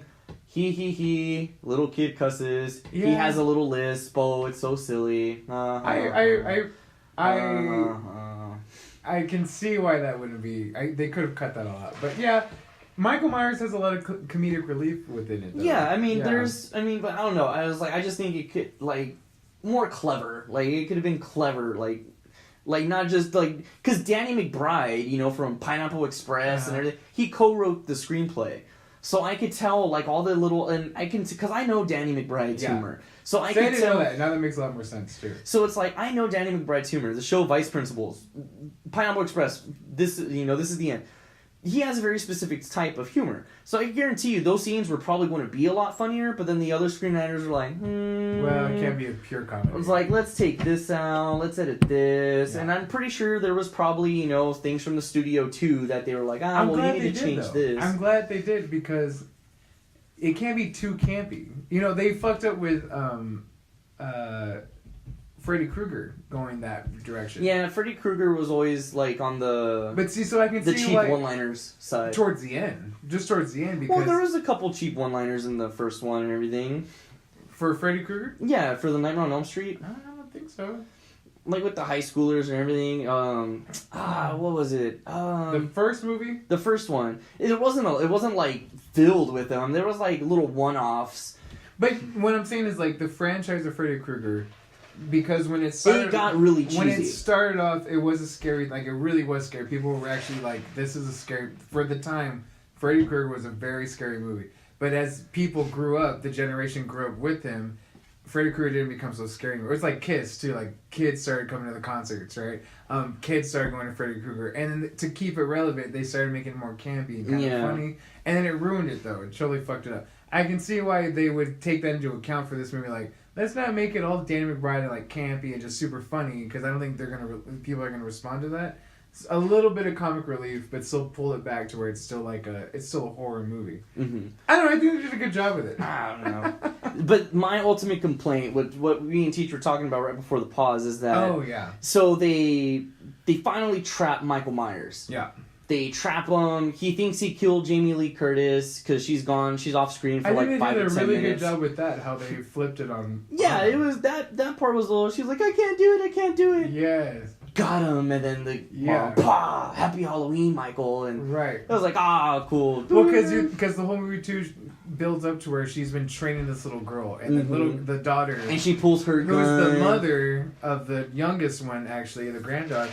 She hates it, and you're like, oh my god, she can't do it. Like, all that training for nothing, right? Mm-hmm. She can't do it. And then it's like, oh, it actually did stick, right? It was like, Jamie Lee Curtis fucking did it, right? Like, she trained her right. And so like, because the Jamie Lee Curtis's daughter and granddaughter are in the basement. Michael Myers is walking down, and she's like pointing the gun at him, and then Jamie Lee Curtis comes out from behind Michael, kicks his ass. He falls down the stairs. They're trying to escape. There's a couple where he grabs the ankles, pulling them.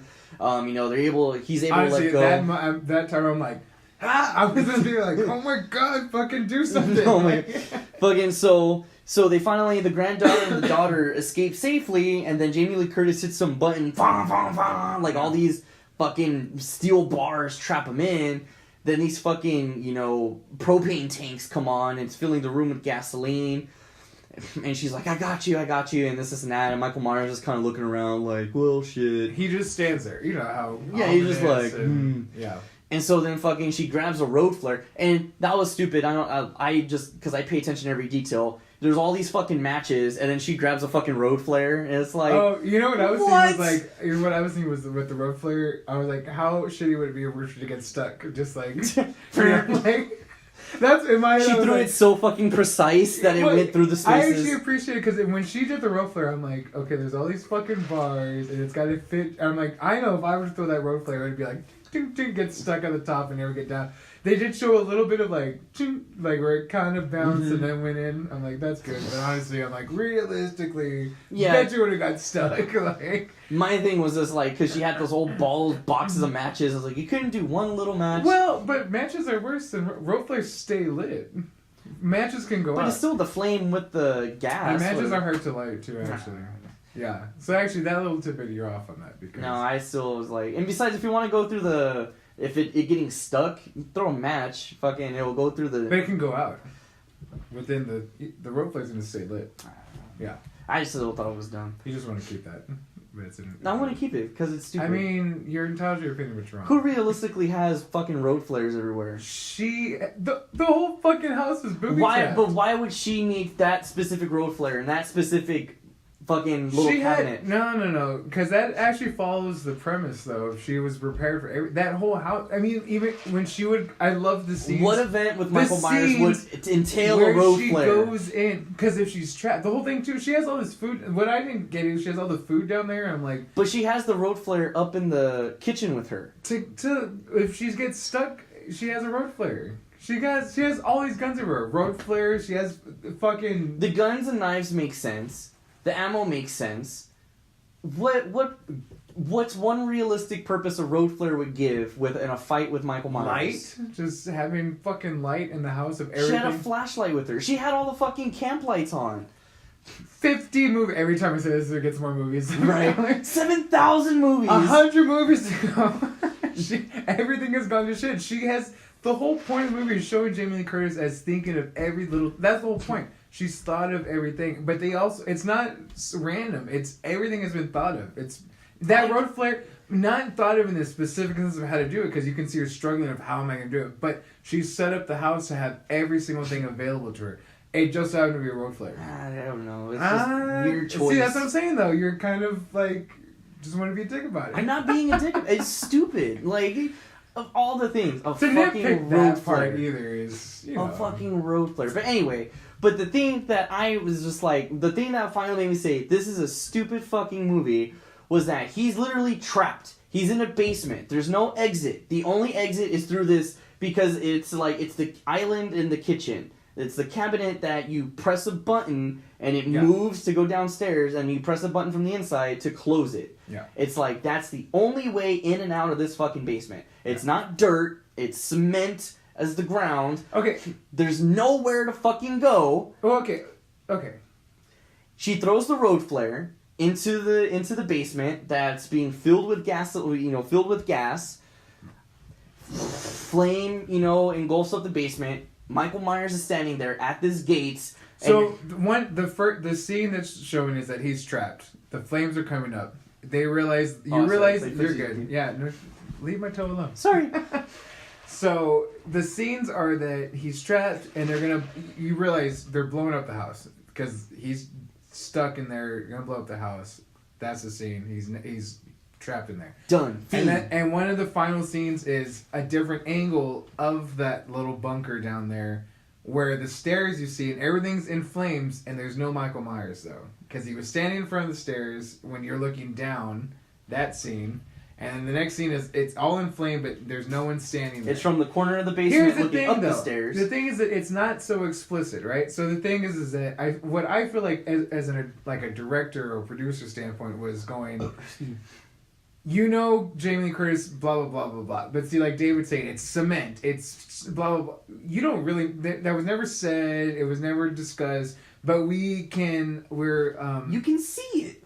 You can't see the cement. Yes, you do. When the dad was on the floor.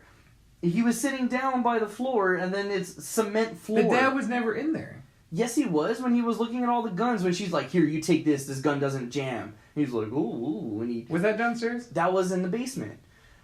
The only way in and out was through that staircase. So whatever, fine. The thing about the scene with Michael Myers and not seeing though, I just feel like that just leaves room for someone to pick it up if they want to, right? Because it depends on the product. How many people have touched Michael Myers? Which is ridiculous. Officially 6 directors. Okay. So that's what I'm saying, though. So it's not so much that... The thing is that it can end. Because you can... Nerds like us can go, we didn't see him there. Well, you don't have to see him there. I don't... You know, whatever. It could be the total end. It's all done. Finally, it's... Oh, I fucking and hope they really... it is. Honestly, that's the only thing they left to leave open. And it wasn't even discussed much. And it wasn't even... You know, they didn't leave it like... All the other ones where he's dead on the floor and then they go back and he's gone. Exactly. That's like obvious, like, okay, Michael Myers coming. This was like this little bit of like leeway to if a director wants to pick it up again. Oh man, but I just hope they don't. Yeah.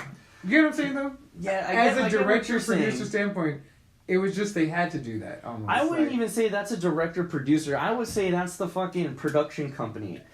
It's like the production company is like if this does good, which it did, Halloween banked at the box office. It's still number 1 at the box office. Then. The production company's gonna be like, yeah, we're gonna find another fucking writer. Leave something open so that we can maybe pick it up later. Which is just a capitalist American society thing more than this franchise fault. You know? So that was the ultimate decider in that movie for me. That I was like, how can he fucking escape a prison?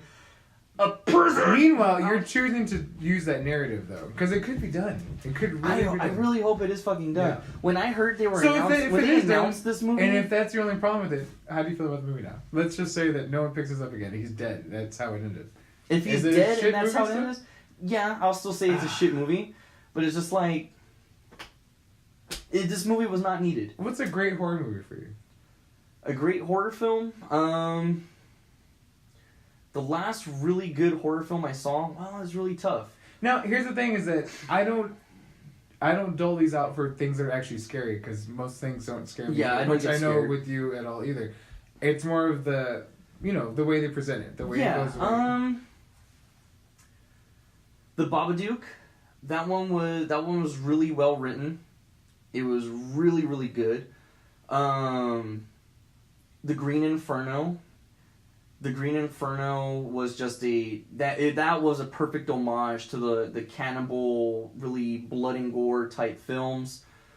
Oh man, that one came out almost 4 years ago, or 3 years ago. So you have like a really stringent. I mean, if we talk about all the horror movies, can you count them on your hand the ones you really like, or are they really vast? Like I love horror films. I mean, it's a great genre. I mean. Child's Play 1 and 2, classic films. Started going past that, gets cheesy. Yeah. The Exorcist, fucking fantastic film. The original Omen, oh my god, such a great... Those movies are scary in the sense it's just like the way they present it. Halloween, the original Halloween movie, just great film, great cinema, for those times. It's just like it's so great, so like original and this and that. But see, so that's a different standard though, because this is not an original. The Belko Experiment. And I wouldn't classify it as a horror film, it'd be more as a psychological thriller. Okay. It's a big umbrella, horror. Yeah. Psychological thrillers I think would be under that. So like there's horror and then there's like the subcategories of horror. So that one was fantastic. What's it called? The Belko Experiment. Great, weird, intense film. It was so good. But I think the trend with horror movies nowadays, like Annabelle, the Conjuring movies, Paranormal Activity, Annabelle, all the Nun, all this bullshit. I hate all of those. Trash. Except the first Paranormal Activity. And I like it because I saw it when it came out, and I saw it with the hype about that there was still this, like, is it real or not, right? And it was, even, going back, because there's a lot of, what are they called? Found footage films? Found footage films. Paranormal Activity did a really good job of it. Yeah, Later on, because the original, I would say... At least the original, in the sense they got a lot of hype, was the original Paranormal Activity was interesting. Yes. I wouldn't say it's a good movie. I would say it's interesting. Yes, I agree. its initial shock value was great, and the way they did it was great. But if you ever bring it home and watch it, you have to watch it in the theater. You had to watch it at the time. You had to watch it in the theater because once you brought it home, it loses a lot. Right. And at that point, you probably know that it's fake, and then you go, there really wasn't a lot done. But at the time, when you first saw it, it was fucking great. They did really good things. Same with Blair Witch Project. I saw that young, but as a rental movie, and it was Blockbuster, yeah, big time. And it was like nothing happens, right? Nothing fucking happens in the movie. But Mrs. Teach, I've been making her watch horror films all fucking month. I always do every year. And I actually picked it up again just because I had seen everything else so many times. I was like, I haven't seen this since when I rented it from Blockbuster when I was a little kid. And I told her, though, the premise of how it started. When it came out, too, it had that same premise of, like, oh, this is, like, legit. Real. Like, blah, blah, blah, So I was like, oh, yeah, babe, like, this is real. I was like, they only let this footage out, actually, because they're trying to find them. Like I was hyping her up, too. And me watching her watch the movie was really satisfying, because I was like, it does have a lot of good aspects. And for the time, too, that no one had... I can't think of anything before that was found footage. They got that much hype. They got that popular though. It was in the 70s. Cannibal Holocaust. Was that considered a found footage? Yeah. So I've heard about that. The premise of the movie is that these Peace Corps kids, kind of these people that want to go help this indigenous tribe. They're on a quest and they go out to this tribe and stuff, but they end up getting tortured and murdered and eaten and stuff like that. And it's all the director even got called into court because they really the director is an Italian director. I know his name, but I never know how to pronounce it, so I'm going to attempt it. He got arrested because they really thought for the promotion of the film, he asked the actors to go into hiding, to go into secrecy and cut themselves off from their family, friends, and this and that. So this guy was arrested and was going to go to trial on this and that until finally one of the actors found out and was like, oh shit, no, and had to find all the other actors to be like, no, this is just a movie. This is more Facebook. You can be like, invite everyone, come out. Right, for real. So it's like, so that was considered found footage. Well, okay. But he did get in trouble because he did actual animal cruelty in the movies. He did. Yeah, they really killed dogs and. Well, it was the 70s, so I don't think they were as strict either with animal rights at the time. Yeah. But so since the 70s, and even that is a cult class. That's like a cult film that a lot of people don't know about. That's an original. That's for that. But since the 70s, going into the late 90s, I guess. For, Blair Witch Project. Like so that 97. coming out and being very mainstream though, right? Very mainstream. So when it came out in the theaters, very scary because everyone thought it was real. Watching Mr. Teach watch it, I was like, this is pretty... I appreciated it more because I'm like, they did a really good job of how the actors they were just film kids at the time too. Like, they really sold that shit. Especially, Mr. Teach was like getting pissed off actually. She was like, oh my god, like, no one found him. And I was like, oh, it's not real. And she's like... Oh, I thought she was gonna be mad. She's like, I'm just so glad that it's not real. Like, I was so she's all relieved. Concerned. Yeah, I'm just relieved that they're not really fucking. Like, I didn't know that was like. She really bought it. You know what I'm saying? So like, the appreciation from that film for me is just someone that enjoys film right up. And then going from the 90s and then going into Paranormal Activity, going 20 years or so. And I think that's really. What you have to do. Yeah. To keep things fresh, to keep things like the people to really get intrigued by it, you really have to kind of keep that, distance from each other.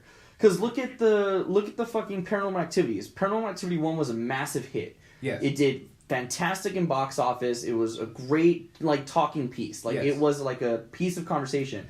About a year later, they crank out Paranormal Activity number 2.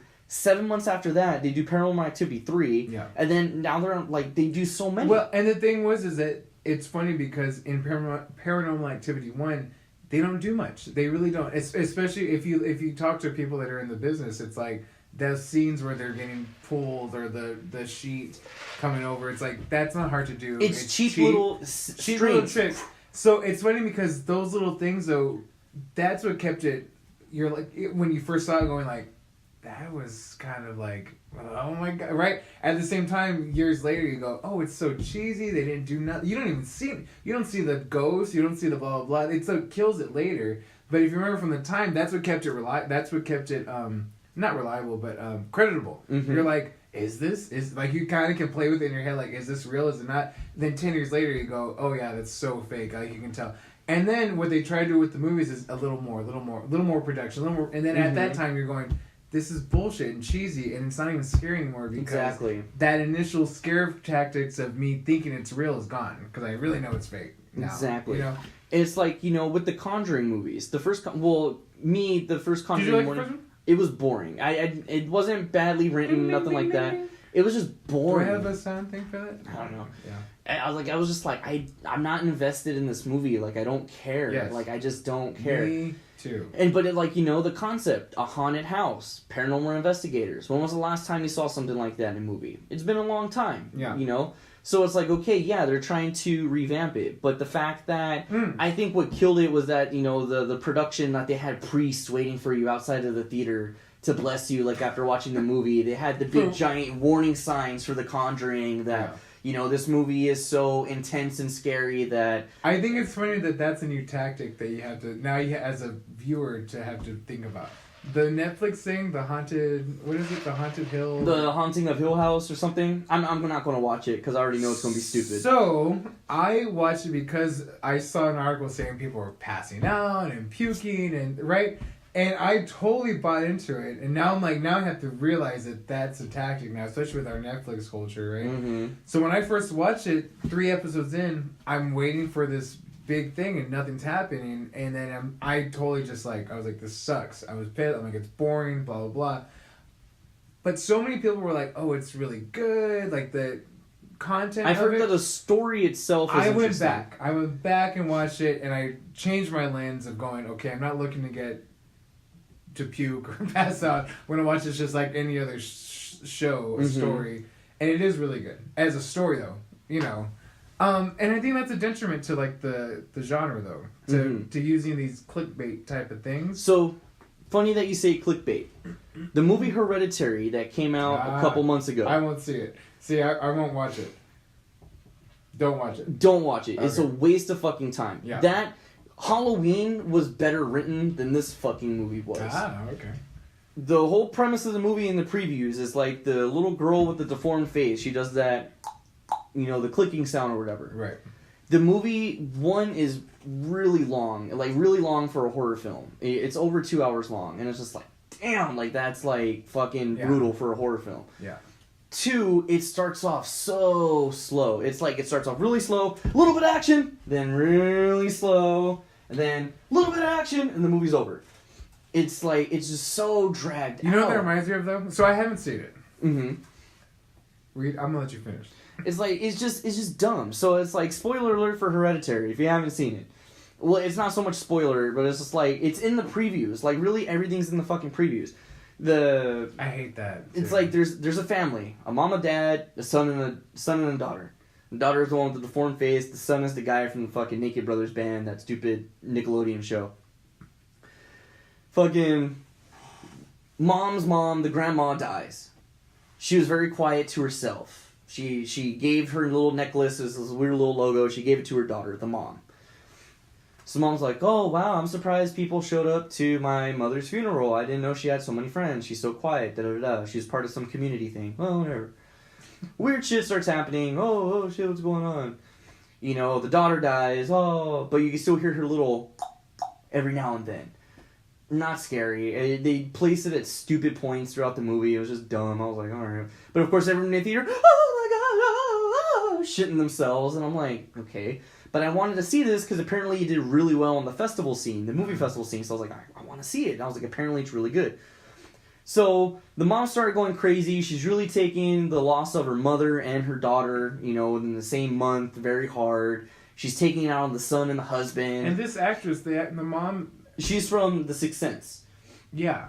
Yeah. So she's no stranger to... I wouldn't really consider The Sixth Sense a horror film, a suspense film. Yeah. Yeah. So it's like, but she's familiar with this type of role, you know, like, you know, kind of, So it's like, she's taking it very hard. She meets some lady that apparently knows her mom, and she's like trying to talk to this lady, and apparently she's like some like seance person. She could talk to people from beyond. Oh my God, I can talk to my mom. then it's like all of a sudden, wait a second, no, your mom's actually trying to possess people. And it's like, wait, why is she possessing people? Well, it's actually not her, it's your daughter. Wait, what? Well, it's actually your daughter and your mom, you know, doing everything together. But your mom was trying to possess the daughter was trying to do this, your daughter should have been a boy, but you had a boy, so it's like, the boy wasn't able to do this, so the daughter was the chosen one for this over the boy because the boy had this, and it's like, wait, what? And then she finds out, oh, my mom is part of a cult, apparently. And so she's looking through all these books, like her mom's old books, and like she finds apparently the Bible for this group, but she's flipping the pages so fast, and like they're highlighting like the topics of paragraphs, but like she's flipping through them to where you could barely read them, and it's like, wait, what? Okay, this seems like it's a vital part of the story. Like, why are you guys going through it? Maybe they're going to revisit it. The only thing they brought up was this like name. It had the name Pagan in it, but it was like a full name. It was like something Pagan. Da da da da. And I was like, okay, so who's this? Is this the devil? Is that the person's possessing people? Wait, no, it is the grandma. And then they showed like this random zoom in of the grandma, some pictures. The people that showed up at the funeral are throwing gold coins all over her. And it's like, wait, is she what? And then there's another picture of her wearing a crown. And it's like, what? And then the mom finally gets possessed and starts going crazy. And the son's like, Mom, please, I love you. Don't hurt me. Like, why do you hate me so much? And then, like, it's just like, what? And then fucking the son just, like, jumps out of a window randomly. And he's like, he, like, lands all fucking brutal. And then he just gets up like nothing. He looks at a treehouse that's in the yard and he's like, okay. And he goes into the treehouse. And then there's all these old naked people in there. Like, full naked old people. And I was like, the fuck? And then, like, he walks in. And then this giant, loud voiceover of the grandma's voice. Well, you're assuming the grandma because it sounds like an old lady because she's dead before the movie even starts. Something, something, something. Your sister, this, and that. Something, something, something. And he's just, like, staring at the camera all fucking weird-faced. Some random headless naked body puts a crown on him. And it's like, you are the one. And the movie ends. And it's like, what? Like, Leslie, like, because, like, Leslie will be a little bit more open-minded to films. She'll be like, oh, I want to watch it to enjoy film. She said, this was the dumbest fucking movie ever. She goes, this was not scary. And I was like, right? And we're walking out of theater, and everyone's like, oh my god, this movie was so intense. Oh my god. And then so I post my giant review on Facebook, like I do with most popular films. Like, you know, if it's good, it's good. I'll post about how much I loved it. If it sucked, I'll post how much it sucked. People fucking got all salty about my review. The movie just makes you think. So I was commenting, people was like, what exactly made you think? Take the time to tell me right now. I was like, what did I overthink? Or what did I overlook? Well, you really have to pay close attention. I was like, I paid close attention. I was like, so tell me, what did I miss? Well, I think you're just missing the point. I was like, no, what's the point of this film? And they deleted me off of Facebook because they couldn't come up with a valid point. And I'm like, no, like, please tell me if I'm wrong, I'm wrong. Like, if I'm intrigued to watch it, though. Watch it if you want to watch it. Just to see if I can piece together the... It's like, because... Is it one of those ones you have to, like, watch twice? I have no idea. I'm refusing to watch it twice. Because that was a waste of 2 hours of my life. Yeah. Fucking, I don't know. It wasn't scary. Leslie will usually get, like, the jump scares. Oh, like, she'll get, like, a little bit... Well, you know, like, okay, The Exorcist, though, it made me think... When you gave the... well, The Exorcist... The timeline, though, of how that... You know, to be honest, when I remember hearing about The Exorcist as a kid, and, like, my dad hates The Exorcist. Like, really? He hates it. Because he begged his mom to go see it when it came out, because he must have been... It came out in, what, like, 73? Something like that. So he was probably, like, 8 years old, if even, probably younger. And begged his mom to go see it, so she takes him to go see it. And, I mean, he was traumatized. Like, he doesn't like demons. He doesn't like anything possession in movies. Like, The Exorcist fucked him up to this day. Like, you saw my dad, right? Yeah. I can't even bring it up. I can't even talk about it. He'd be like, shut up, be quiet. I don't want to talk about that nonsense. Like, he will not he will not even entertain the talking about that movie because he thinks it's evil. So growing up with that, I always thought, like, this must be an intense movie, right? When I finally saw it, I remember thinking, like, this is boring as fuck. I thought it was hilarious. Because it's all talk in the beginning. Yeah. And there's little pockets of, like, oh, fuck, what was, Mm-hmm. And you're like, okay, I'm intrigued. And then long talks of talking, and then the end's pretty good. I think watching the first time, I was like, this is boring. This is just boring. I've seen all these scenes before, too. Your mother sucks and I was a little hell. younger too, so I was like, well, I've seen all these scenes. I thought there was gonna be more to it, and I wasn't really watching like. And I've watched it a few times now. I'm like, it is a really good movie, and it's in '73, so there's a lot of build. Just like Rosemary's Baby too has so much build up, right? Because they're painting a picture before they give you the whole fucking. See, thing. Those are movies that fucking make you think, and it's like it's the thoughts that put in your head that it's like, man, this is really scary. Hereditary didn't do that. Yeah. And it's like, you know, and I'm very big on plot. I can sit through... Have you seen Master and Commander of the World? The one with Russell Crowe where he's on the ship? Movie's fucking 4.5 hours long. Oh, fuck that. And I've sat through that entire movie, and I was like, yeah, this has a great story. Yeah. You know, it's long and dragged out. There's barely any action in it. But, you know, like, yeah, I can sit through and watch. I would have to really plan a whole day around it, you know, sit fucking 4.5 hours. But it's like The Wolf of Wall Street, exactly 3 hours long. It has a long story. Yeah, there's funny bits, there's intense bits, and this and that, but it's a long story. Any Quentin Tarantino film are really long and complicated stories. Exactly. So it's like, I can fucking... Pulp Fiction. What's in Marcellus Wallace's suitcase? Yeah. That's something that makes you think, is it gold? Is it his soul? Like, you know, is it the soul of the last man he killed? You know, why does he have the, you know... Because there's stuff in the movie that elude you to make you think what's actually in the suitcase. Yeah. You know, and then when Bruce Willis saves Marcellus Wallace, you know, and he's like, you okay? He goes, no.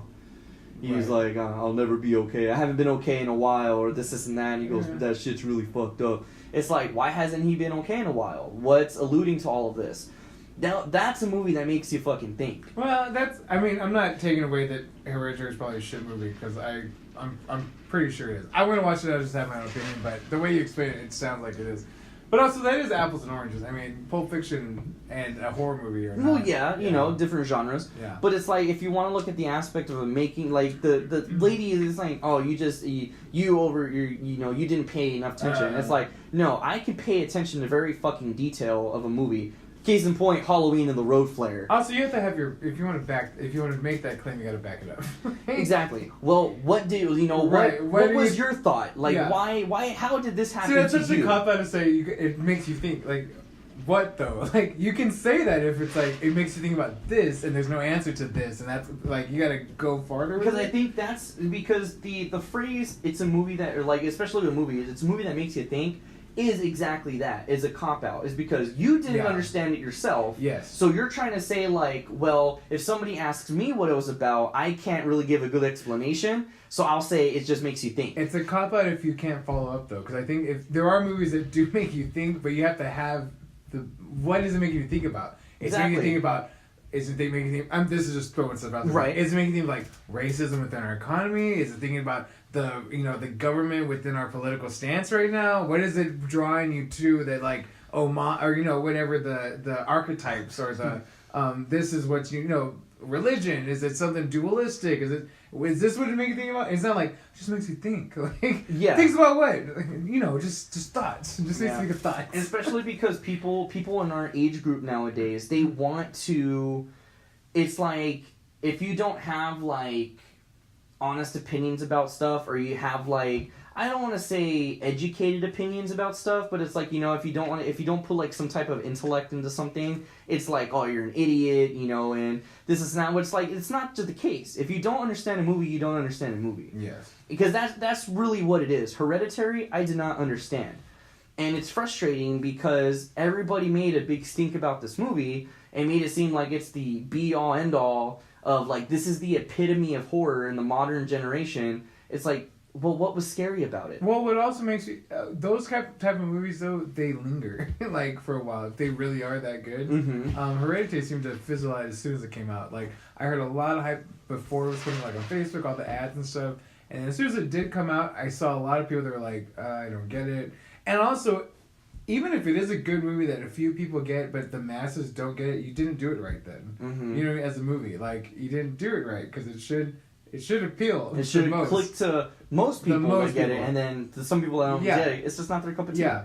And if that type of movie, too, though, obviously is... And it's not like a cult classic where it's like, we only meant... Like, a Quentin Tarantino kind of film is like, maybe only the niche is supposed to kind of get it. That's just ploy, right? Versus this movie was obviously played to be like, the scariest movie out there. Everyone should get it. So if they're not, you did it wrong. And that was another thing too. People were saying, oh, they were passing out in the movie theaters. They were walking out and demanding refunds because they were so terrified. That aspect of hyping a movie up, I bought. This is the last time I'm ever gonna buy that with the Netflix thing. I think it's because the Netflix genre is a different thing now. I think that's what enticed me. It was like, oh, I haven't heard about a series having this aspect. I need to know, it's and that's the thing too. It's like, it's a tough feat for for a movie to be scary. Yeah. Yet alone, try to do an entire series about. I think that's what was enticing. You know what I mean? And because Netflix, I love it. Series, fucking love it. I can binge watch it. That's great. Scary movies, I love it. Oh, you're putting them all together and like they're really scary. Honestly, it wasn't what they hyped it up to be, but it is. I haven't finished it actually though. But it is actually a good, solid theme and what different aspects of a ghost story that they're redoing it and they're doing it well. It's not they're not pissing on it. They're not using old tactics like scare tactics to just kind of fuck jump with scares. You know what I mean? Where it's like the music jumps and you're like, oh wait, there's nothing there, and then they turn. No, and there's really hasn't been any jump scare, and some of the stuff is pretty cheesy because it's actually Netflix. It is Netflix production, right? So some of the stuff is pretty like, it doesn't look the greatest, but actually I can enjoy the aspect they're going for. You know what I mean? Right. Yeah. And speaking of finishing, No Nut November has officially started. I failed. You failed? Me too. Is it? Oh fuck! It's November 1st. Wait, have I? Have you jerked off or ejaculated into Mrs. Teach? Oh, just in Mrs. Teach? Just in Mrs. Teach. Not your hand doesn't count? No, my hand doesn't count. Oh, okay. Then no. Then I'm good. No, so have you jerked off today? I'm trying to remember. Okay. I jerked off this morning. It was the first thing I did when I got in the shower this morning. I don't remember. I jerk off pretty much. It's like every other day. In the morning, at least. Mm-hmm. So, I'll probably try out tonight, though. So, it's like either way, No Nut November has failed this podcast.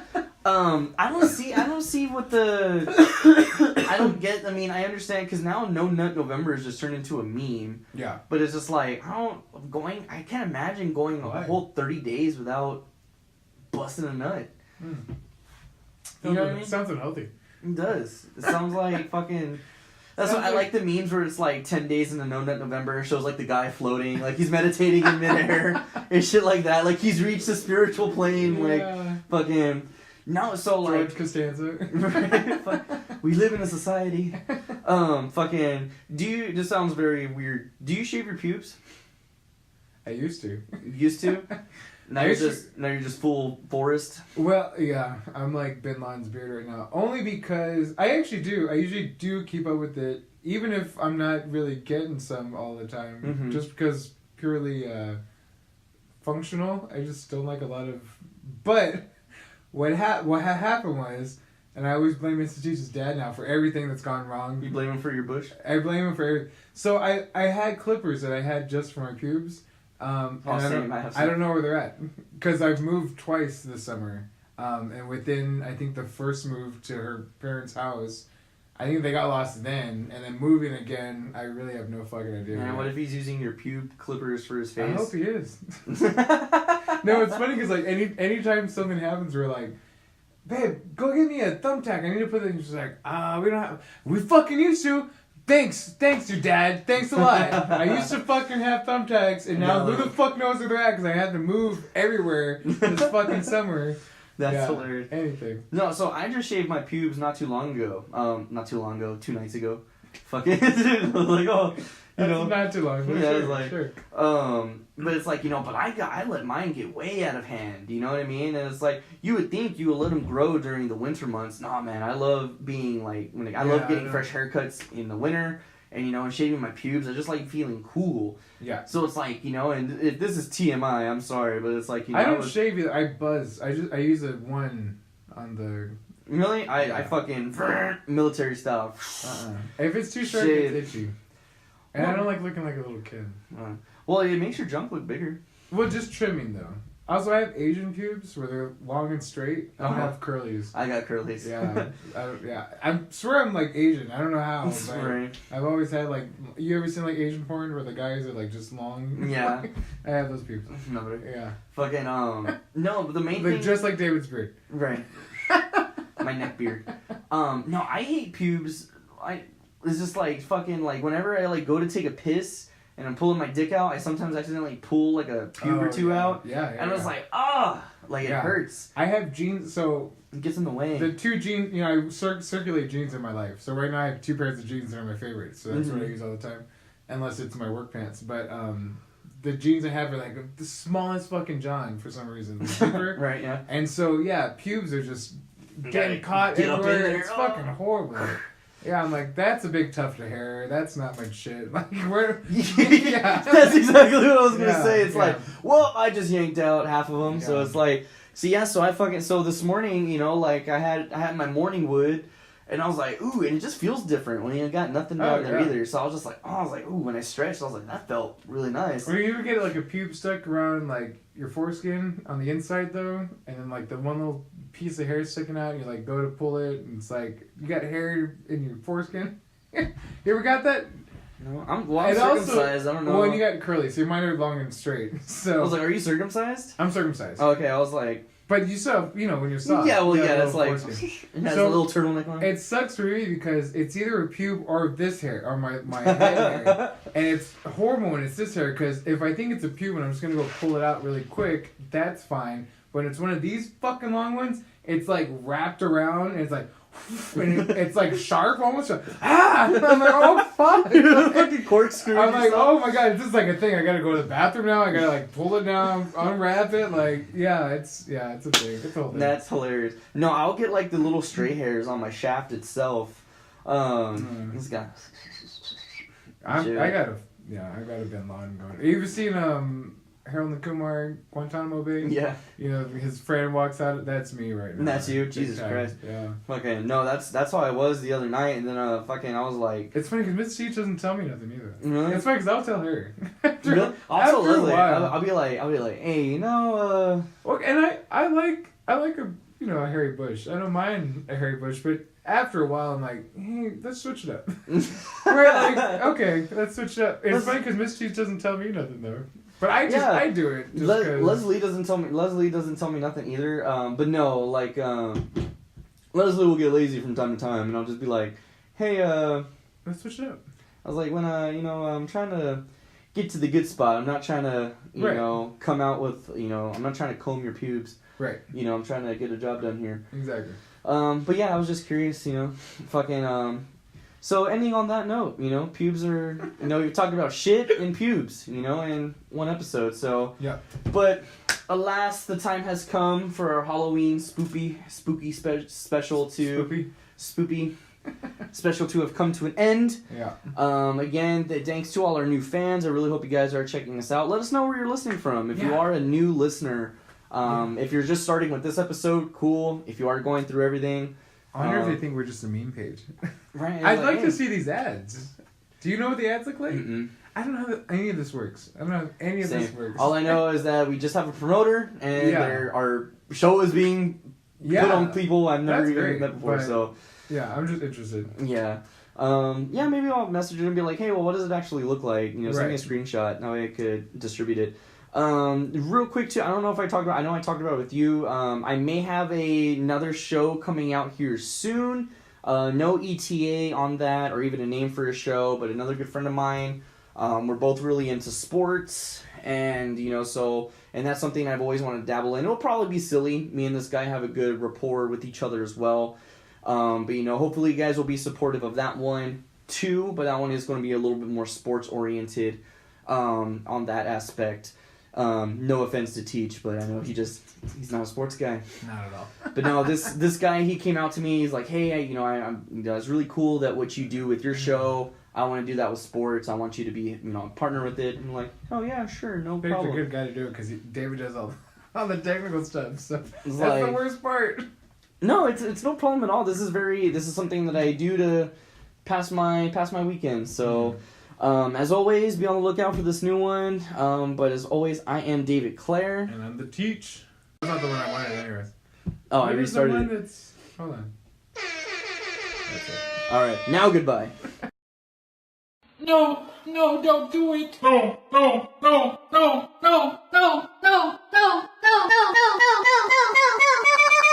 I'm a virgin.